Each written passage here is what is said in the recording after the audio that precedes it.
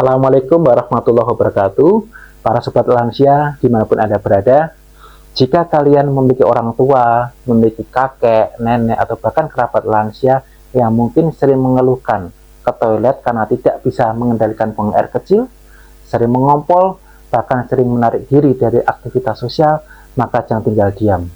Ajak mereka untuk bicara baik-baik, bisa jadi perhatian kecil kalian bisa membantu memperbaiki keadaan mereka, bahkan menyelamatkan martabatnya. Inkontinensia urin adalah satu kondisi di mana seseorang sulit untuk mengontrol buang air kecilnya, sehingga seringkali urin keluar tanpa disadari.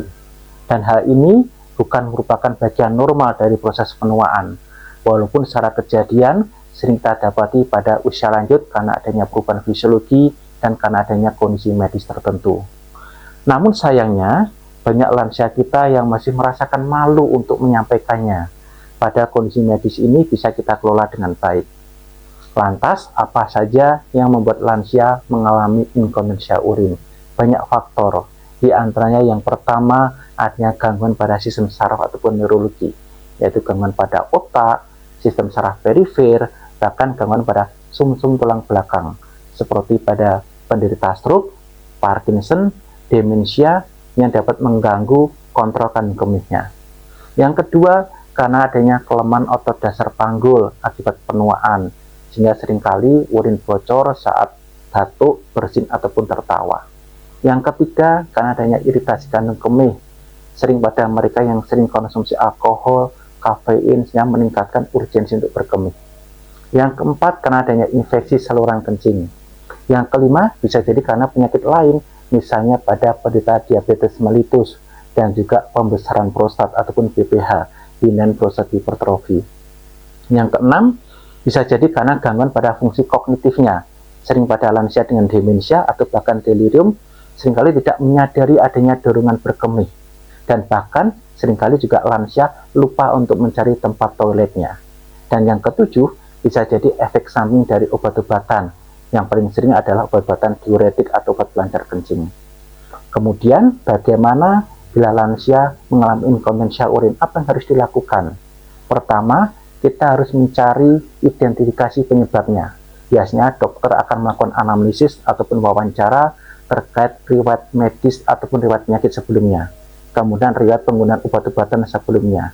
Dokter akan melakukan pemeriksaan fisik, bahkan pemeriksaan penunjang sesuai dengan indikasinya, dan dokter akan menanyakan terkait catatan berkemih hariannya atau bladder diary-nya.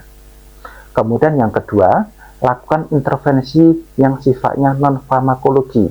Misalnya adalah bladder training, yaitu melatih kandung kemih untuk bisa menahan buang air kecil dalam interval waktu tertentu.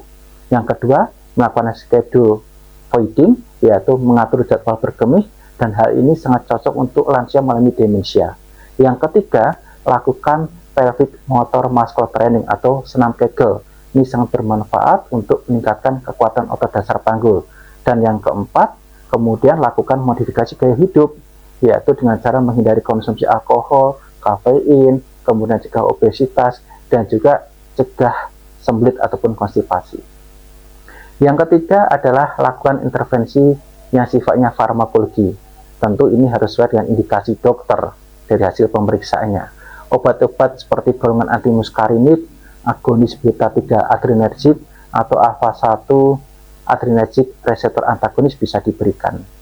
Yang keempat, lakukan tindakan intervensi atau invasif sesuai dengan indikasi, misalnya pemasangan kateterisasi intermiten untuk mereka yang mengalami retensi urin kronik, atau mungkin tindakan operatif seperti pembedahan, tentu sesuai dengan indikasi, terutama mereka mengalami gangguan obstruksi, penyempitan ataupun penyumbatan pada saluran kemihnya. Kemudian berikan dukungan perawatan yang baik. Yang kelima, tentu dari keluarga ataupun caregiver ya yang merawatnya agar lansia merasa nyaman dengan kondisinya, dan bila mana perlu kita bisa menggunakan popok dewasa seperti Pampers ya, tentu gunakan secara bijak. Ingat, inkontinensia urin bukan merupakan suatu aib. Inkontinensia urin bisa kita tangani dan kita kelola dengan baik. Dengan pendekatan evidence-based practice ataupun evidence-based medicine ditambah dengan dukungan keluarga yang bagus, maka lansia dengan inkontinensia urin akan memiliki kualitas hidup secara optimal. Mungkin demikian yang bisa saya sampaikan pada kesempatan kali ini. Semoga bermanfaat bagi seluruh sobat lansia dimanapun Anda berada. Salam sehat untuk lansia kita. Assalamualaikum warahmatullahi wabarakatuh.